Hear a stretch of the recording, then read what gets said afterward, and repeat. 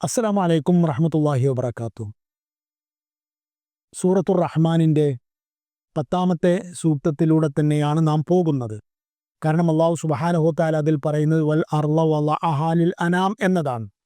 മനുഷ്യന്മാർക്ക് വേണ്ടി അല്ലാഹു സുബ്ഹാനഹു വ തആല ഭൂമിയെ സ്ഥാപിച്ചു വച്ചിരിക്കുന്നു എന്നത്. ഭൂമി നാം നേരത്തെ പറഞ്ഞ പോലെ നമ്മൾ അനുഭവിക്കുന്ന യാഥാർത്ഥ്യമാണ്.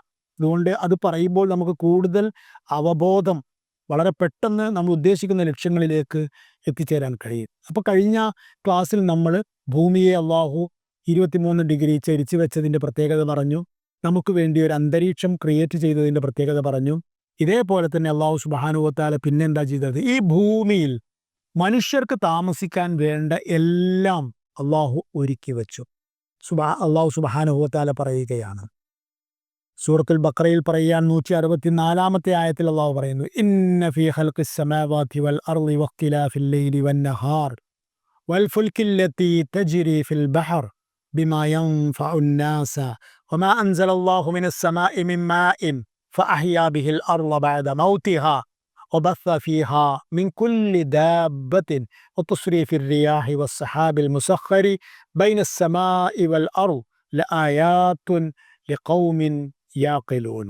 ആകാശങ്ങളുടെയും ഭൂമിയുടെയും സൃഷ്ടിപ്പിലും രാപ്പകലുകൾ മാറി മാറി വരുന്നതിലും മനുഷ്യർക്ക് ഉപകാരമുള്ള വസ്തുക്കളുമായി കടലിലൂടെ സഞ്ചരിക്കുന്ന ജലയാനങ്ങളിലും ആകാശത്തിൽ നിന്ന് അല്ലാഹു മഴ ചൊരിഞ്ഞിട്ട് ആ ഭൂമിയുടെ നിർജീവാവസ്ഥയ്ക്ക് ശേഷം അതിന് ഭൂമിക്ക് അല്ലാഹു ജീവൻ നൽകിയതിലും ഭൂമിയിൽ എല്ലാത്തരം ജന്തുവർഗങ്ങളെയും പരത്തിയതിലും വ്യാപിപ്പിച്ചതിലും കാറ്റുകളുടെ ക്രമത്തിലും ആകാശത്തിനും ഭൂമിക്കും ഇടയിലായി നിയന്ത്രിച്ചു നിർത്തപ്പെടുന്ന മേഘത്തിലും യുക്തി പ്രയോഗിക്കുന്ന, ചിന്ത പ്രയോഗിക്കുന്ന, അല്ലാഹു തന്ന ബുദ്ധി ചിന്തിക്കാൻ ഉപയോഗിക്കുന്ന ജനങ്ങൾക്ക് പല തെളിവുകളുമുണ്ട്. അല്ലാഹു പറയാണ്, നോക്കൂ, ഈ ലോകത്ത് അല്ലാഹു സുബ്ഹാനഹു വ തആല മനുഷ്യന്മാർക്കും ജീവികൾക്കും വേണ്ടതെന്താണോ അതൊക്കെ ഒരുക്കി വെച്ചു എന്നാണ് ഇതെല്ലാം തെളിയിക്കുന്നത്. ഒരുപാട് ഉദാഹരണങ്ങൾ. ഒരു വെള്ളം പറയാം. മനുഷ്യന് ജീവിക്കാൻ വെള്ളം അത്യാവശ്യമാണ്. അതിൻ്റെ പ്രത്യേകത എന്താണെന്നറിയാമോ? ബുധനിൽ, ശുക്രനിൽ, ചൊവ്വയിൽ വെള്ളത്തിൻ്റെ സാന്നിധ്യമുണ്ടോ എന്നതിനെക്കുറിച്ചുള്ള നിരന്തരമായ പഠനത്തിലാണ് ശാസ്ത്രലോകം. കാരണം എന്താണെന്നറിയാമോ? ഖരരൂപത്തിലും വാതക രൂപത്തിലും ദ്രാവക രൂപത്തിലും 3 രൂപങ്ങളിലേക്കും രൂപം മാറ്റാൻ കഴിയുന്ന പ്രകൃതത്തിലും പ്രഭാവത്തിലുമുള്ള വെള്ളം, അതും സുലഭമായ വെള്ളം, ഭൂമിയല്ലാത്ത മറ്റൊരു ഗ്രഹത്തിലുമില്ല. എന്തുകൊണ്ടാണ് നമ്മൾ ചിന്തിക്കാത്തത്? തോടും തടാകവും കിണറും സമുദ്രവും പുഴയും ഇതൊന്നും മറ്റൊരു ഗ്രഹത്തിലുമില്ല. നോക്കൂ. പിന്നെ നേരത്തെ പറഞ്ഞ പോലെ മനുഷ്യന് ജീവിക്കാൻ പറ്റിയ മിതശീതോഷ്ണമായ ചൂടും തണുപ്പും ഭൂമി എന്ന ഗ്രഹത്തിൽ മാത്രമേ ഉള്ളൂ, മറ്റൊരു ഗ്രഹത്തിലുമില്ല. മഴയുണ്ടാകുമ്പോഴാണ് ഭൂമി വീണ്ടും പുഷ്പിണിയായി മാറുന്നത്.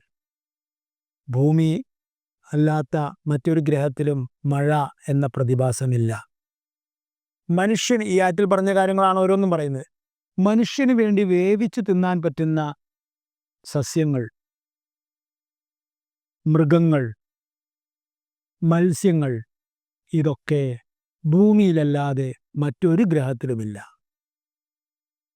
മനുഷ്യൻ്റെ ശരീരത്തിന്, അവൻ്റെ ജീവിതത്തിൻ്റെ ഒഴുക്കിന് വിഘാതമാകുന്ന തരത്തിലുള്ള അണുവികിരണങ്ങളിൽ നിന്ന് അവനെ സംരക്ഷിക്കാൻ ആവശ്യമായ ഓസോൺ കവചം മറ്റൊരു ഗ്രഹത്തിനുമില്ല. ഇതൊക്കെ ചെറിയ ചെറിയ സയൻസുകളാണ്, നമുക്ക് ചിന്തിക്കാൻ വേണ്ടി മാത്രമാണ്.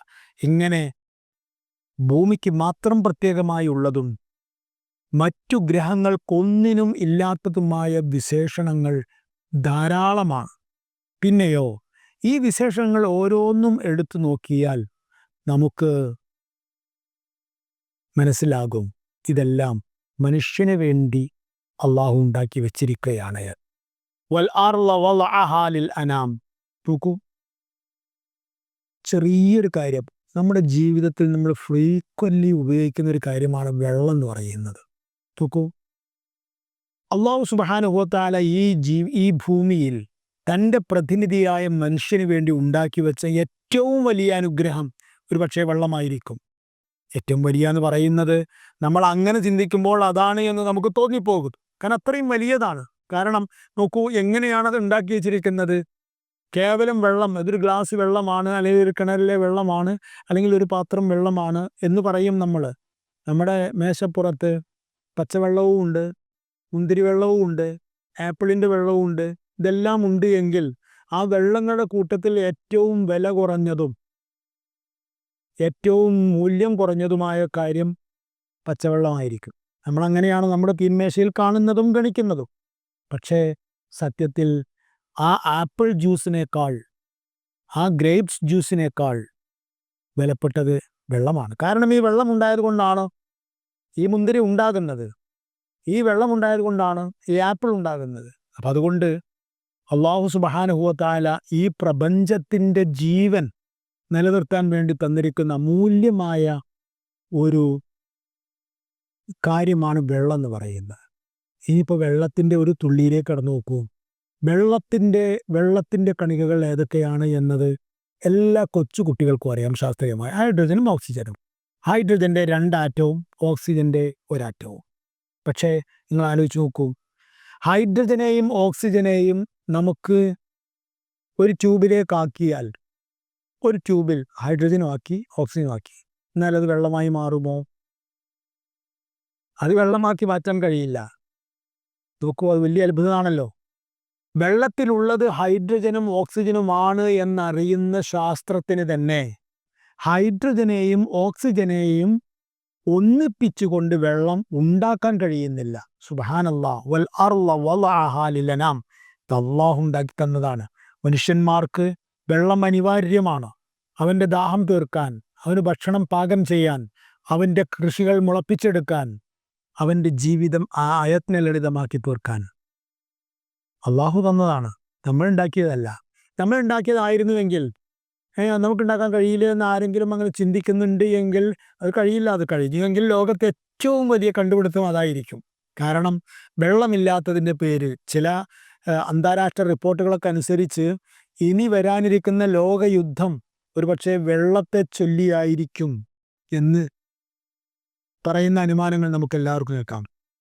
വെള്ളമില്ലാത്തതിൻ്റെ പേരിൽ നരകയാതന അനുഭവിക്കുന്ന ഈ ലോകത്തെ ഒരുപാട് മനുഷ്യന്മാർ. നോക്കൂ, നമുക്ക് കടൽ വെള്ളത്തിൽ നിന്ന് കുടിവെള്ളം ഉണ്ടാക്കാം, നമുക്ക് മലിനജലത്തിൽ നിന്ന് കുടിവെള്ളം ഉണ്ടാക്കാം. എന്ന് പറഞ്ഞാൽ നമ്മൾ വെള്ളം ഉണ്ടാക്കാൻ പഠിച്ചതല്ല, മറിച്ച് നമുക്ക് വെള്ളത്തിനെ പ്യൂരിഫൈ ചെയ്യാനുള്ള വിദ്യ പഠിച്ചിട്ടുണ്ട്. അത്രയേ ഉള്ളൂ. ഭൂഗർഭത്തിൽ കിടക്കുന്ന വെള്ളം ഉണ്ടാക്കാൻ നമ്മൾ 400 അടി 500 അടി ബോർവെൽ കുഴിച്ചതിന് ശേഷം വെള്ളം കണ്ടെത്താൻ, അല്ലെങ്കിൽ അതിനൊക്കെയുള്ള അത്യന്താധുനിക വിദ്യകൾ നമ്മൾ വികസിപ്പിച്ചിട്ടുണ്ട്. പക്ഷേ ഹൈഡ്രജനെയും ഓക്സിജനെയും കൂട്ടിക്കലർത്തി വെള്ളം ഉണ്ടാക്കാനുള്ള വിദ്യ അത് അള്ളാഹിൻ്റെ അടുത്ത് മാത്രമേ ഉള്ളൂ. നോക്കൂ, വൽ അർള വളഅഹാ ലിൽഅനാം. ചുരുക്കത്തിൽ അള്ളാഹുവിൻ്റെ മഹാദാനമാണ് വെള്ളം എന്ന് പറയുന്നത്.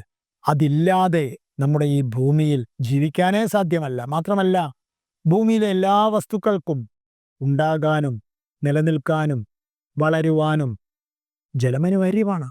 അല്ലാഹു സുബ്ഹാനഹു വ തആല കാര്യം സൂറത്തുൽ അംബിയാ 30-ാമത്തെ ആയത്തിൽ പറഞ്ഞിട്ടുണ്ട്. സർവ്വജീവ വസ്തുക്കളെയും ജലത്തിൽ നിന്ന് നാം സൃഷ്ടിച്ചു, എന്നിട്ടും അവർ സത്യവിശ്വാസം കൈക്കൊള്ളുന്നില്ല. ഇതാണ്, അതായത് ചിന്തിക്കാൻ ആവശ്യമായതെല്ലാം കൺമുമ്പിൽ കൈനീട്ടാവുന്ന ദൂരത്തിൽ അള്ളാഹു തന്നിട്ടുണ്ട്.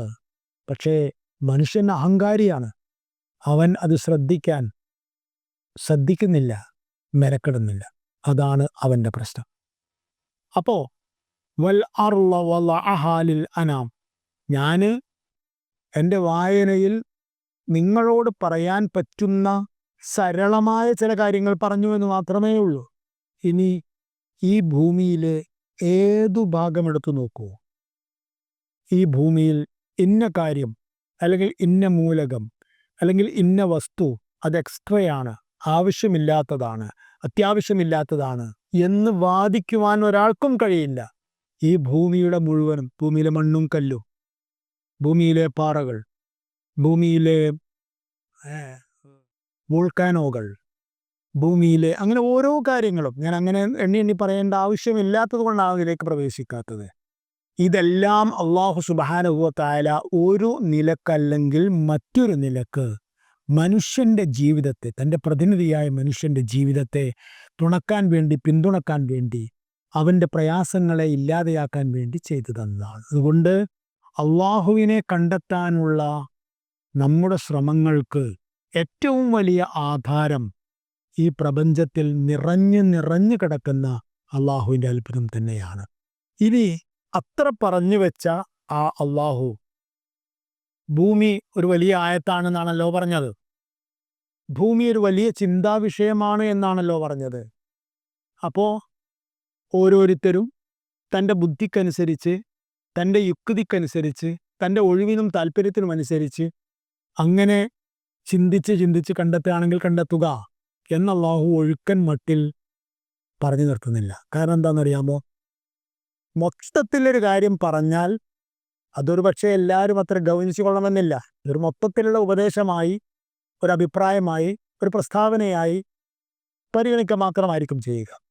അതേസമയം അള്ളാഹു അവിടെ നിർത്താതെ പിന്നെ അതിൻ്റെ ഓരോ ഫ്രാക്ഷനുകളിലേക്കും, ഓരോ ചെറിയ ഘടകങ്ങളിലേക്കും വരെ വിരൽ ചൂണ്ടുന്നുണ്ട്. കാരണം എന്താ? ആമായി പറയുമ്പോൾ, ജനറലായി പറയുമ്പോൾ ഉണ്ടാവാത്ത ഒരു സവിശേഷമായ ശ്രദ്ധ ഖാസായി പറയുമ്പോൾ ഉണ്ടാവും. അതുകൊണ്ട് അല്ലാഹു സുബ്ഹാനഹു വ തആല ഈ ഭൂമിയെ മുഴുവനും മനുഷ്യന്മാർക്ക് വേണ്ടി സ്ഥാപിച്ചിരിക്കുന്നു എന്ന് മൊത്തത്തിലുള്ള ഒരു ആയത്തായി പറഞ്ഞതിൻ്റെ തൊട്ടുടനെയായി അടുത്ത ആയത്തിൽ, അതായത് സൂറത്തുർ റഹ്മാനിൻ്റെ 11-ാമത്തെ ആയത്തിൽ അല്ലാഹു സുബ്ഹാനഹു വ തആല ചില കാര്യങ്ങൾ പ്രത്യേകിച്ച് പറയാണ്. എങ്ങനെയാണ്? അല്ലാഹു 11-ാമത്തെ ആയത്തിൽ പറയുന്നു, ഫീഹാ ഫാകിഹതുൻ വന്നഖ്ലു ദാതുൽ അക്മാം. അല്ലാഹു പറയാ, ഫീഹാ ആ ഭൂമിയിലുണ്ട്, ഫാകിഹത്തുൻ പഴങ്ങളുണ്ട്, വന്നഖ്ലു ഈന്തപ്പഴവുമുണ്ട്, അല്ലെങ്കിൽ ഈന്തപ്പനയുമുണ്ട്. നഖ്ലാണല്ലോ ഈന്തപ്പന. ദാത്തുൽ അക്മാം, ദാത്തുൽ അക്മാം കൂമ്പാളകളുള്ള ഈന്തപ്പഴ വൃക്ഷവുമുണ്ട്. നേരത്തെ നാം പറഞ്ഞ പോലെ മൊത്തത്തിൽ ഈ പ്രപഞ്ചത്തെ പറഞ്ഞതിന് ശേഷം, ഭൂമിയെ പറഞ്ഞതിന് ശേഷം അല്ലാഹു സുബ്ഹാനഹു വ തആല അതിലെ ഒരു ചെറിയ പോയിന്റ് ചെയ്തുകൊണ്ട് പറയുകയാണ്, ഫീഹാ ഫാകിഹത്തുൻ, അതിൽ പഴമുണ്ട്. എന്താ പൈരത്ര വലിയ അത്ഭുതം? ഭൂമിയിൽ പഴമുണ്ടെന്നുള്ള എന്താ അത്ഭുതം? തീർച്ചയായും അത്ഭുതമാണ്. ഇത് ഗ്രേപ്സാണ്, ഇത് ആപ്പിളാണ്, ഇത് ജവാഫ പേരക്കയാണ്, ഇത് ബുർത്തുക്കാൽ നാരങ്ങയാണ്, ഇത് ഓറഞ്ചാണ്. പഴക്കടയിൽ നിരത്തി വച്ചിരിക്കുന്ന ഓരോ പഴത്തിലേക്കും മാറി മാറി നോക്കൂ, എത്ര ഇനം പഴങ്ങളാണ്. നമുക്ക് പേരറിയുന്നതും പേരറിയാത്തതുമായ പഴങ്ങൾ, പിന്നെ നമ്മുടെ സംസ്കാരത്തിൻ്റെ പരിധിയിൽ വന്നതല്ലാത്തതുമായ. നമ്മൾ ആഫ്രിക്കയിലൂടെ സഞ്ചരിക്കുമ്പോൾ അവിടെ നമ്മുടെ ജീവിതത്തിൽ ഇന്നേവരെ കണ്ടിട്ടില്ലാത്ത പലരെണ്ണം കാണും. കാരണം അത് അവരുടെ സംസ്കാരത്തിൻ്റെ ഭാഗമാണ്. അവരിൽ ഒരാൾ നമ്മുടെ നാട്ടിലൂടെ നടക്കുമ്പോൾ ചിലപ്പോൾ ഒരുപക്ഷെ അവരുടെ സംസ്കാരത്തിൽ ഇന്നേ വരെ തല ഉയർത്തി കാണിച്ചിട്ടില്ലാത്ത പഴങ്ങൾ കാണാം. ഇതൊക്കെ സ്വാഭാവികമാണ്. പക്ഷേ ഇവിടെ എന്താ ചിന്തിക്കണമെന്നറിയാമോ? നോക്കൂ, എൻ്റെ ഒരു 10 സെൻറ്റ് സ്ഥലം, അതിൽ ഒരു മാവുണ്ട്, അതിൽ ഒരു പ്ലാവുമുണ്ട്. മാവിൽ മധുരമായ മാങ്ങയുണ്ടാകുന്നു, തൊട്ടടുത്ത പ്ലാവിൽ മധുരമുള്ള ചക്കയുണ്ടാകുന്നു. അതിനപ്പുറത്തൊരു ആപ്പിൾ മരമുണ്ടെങ്കിൽ അതിൽ ആപ്പിൾ ഉണ്ടാകുന്നു. അതിനിപ്പുറത്ത് ഒരു ബുർത്തുക്കാലിൻ്റെ മരമുണ്ട് എങ്കിൽ, ഓറഞ്ചിൻ്റെ മരമുണ്ടെങ്കിൽ അതിൽ ഓറഞ്ച് ഉണ്ടാകുന്നു. അപ്പുറത്ത് തന്നെ ഗ്രേപ്സ് ഉണ്ടാകുന്നു, അതിൻ്റെ അപ്പുറത്ത് തണ്ണിമത്തൻ ഉണ്ടാകുന്നു. ഇതിൻ്റെയൊക്കെ രുചികളോ വ്യത്യസ്തമാണ്.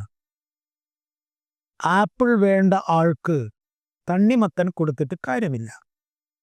കാരണം അയാൾക്ക് തണ്ണിമത്തനിൽ ആപ്പിളിനെ എൻജോയ് ചെയ്യാൻ കഴിയില്ല. ഇതൊക്കെ ചെറിയ ചെറിയ ചിന്തകൾ മാത്രമാണ്. പക്ഷെ എന്താണ് ഏറ്റവും വലിയ ചിന്ത എന്നറിയാമോ? ഈ 10 സെന്റ് സ്ഥലത്തെ ഈ പഴങ്ങൾക്കെല്ലാം വളം, വെള്ളം ഒരേ വെള്ളമാണ്. സുബ്ഹാനല്ലാഹ്. ആപ്പിളിൻ്റെ രുചി ഉണ്ടാവാൻ ആപ്പിളിൻ്റെ ചുവട്ടിൽ ഒഴിക്കുന്ന വെള്ളത്തിൽ ആപ്പിളിൻ്റെ രുചി കലർത്തേണ്ടതില്ല. മുന്തിരിയുടെ വള്ളിയുടെ ചുവട്ടിൽ എന്തെങ്കിലും പ്രത്യേകമായ സ്വാദുള്ള വെള്ളം തളിച്ചാലേ സ്വാദുള്ള മുന്തിരി ഉണ്ടാകൂ എന്നില്ല.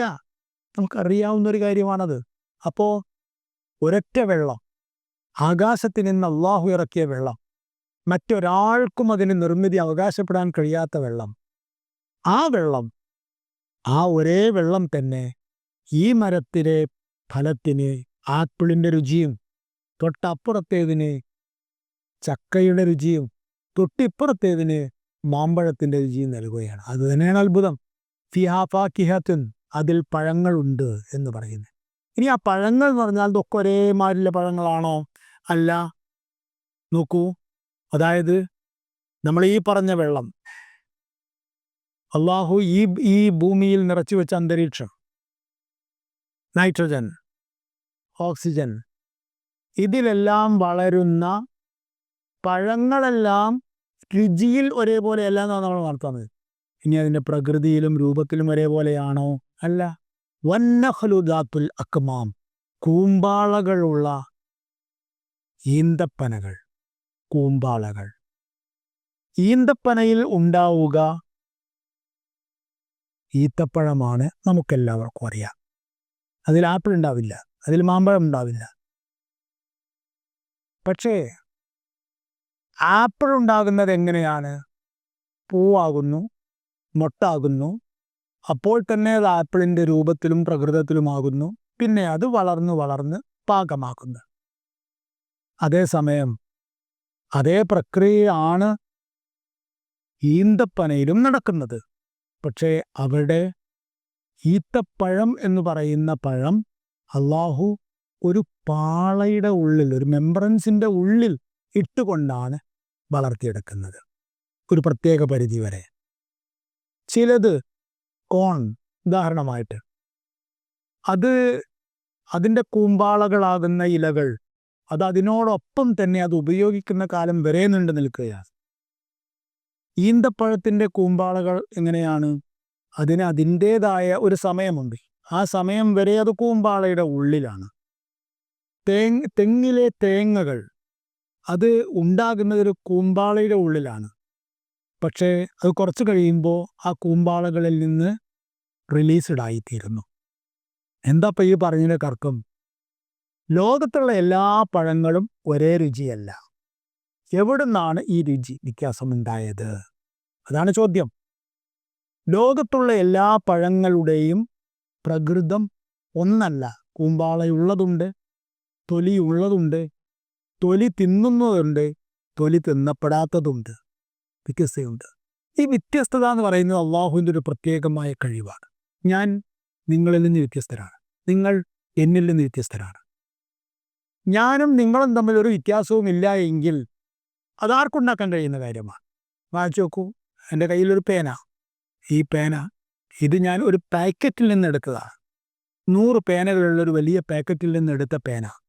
ഈ 100 പേനകളിൽ 100ഉം ഇതേ നിറത്തിലാണ്, ഇതേ വലിപ്പത്തിലാണ്, ഒരേപോലെയാണ്, ഒരു വ്യത്യാസവും കൂടിയില്ല. അതെല്ലാവർക്കും ഉണ്ടാക്കാൻ കഴിയും. നേരെ മറിച്ച് 100 പേനകൾ 100 അഭിരുചികൾക്ക് പറ്റുന്ന, 100 നിറങ്ങൾക്ക് പറ്റുന്ന, 100 ആർട്ട് മൈൻഡിന് പറ്റുന്ന, അങ്ങനെ ആക്കിയെടുക്കണമെന്നുണ്ടെങ്കിൽ അതെല്ലാവർക്കും ചെയ്യാൻ കഴിയുന്ന കാര്യമല്ല. അപ്പോൾ അല്ലാഹു സുബ്ഹാനഹു വ തആല ഇവിടെ പറഞ്ഞ കാര്യങ്ങൾ, പഴങ്ങളുണ്ട്, ഒപ്പം കൂമ്പാളകളുള്ള പഴങ്ങളുണ്ട് എന്ന് മാത്രം പറഞ്ഞതിൻ്റെ ഉള്ളിൽ ഒരുപാട് ചിന്തകളുണ്ട്.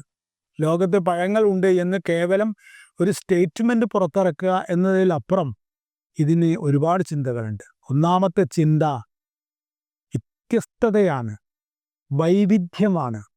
ആ വൈവിധ്യത്തിനാണെങ്കിലോ പ്രത്യക്ഷത്തിൽ കാരണങ്ങളൊന്നുമില്ല.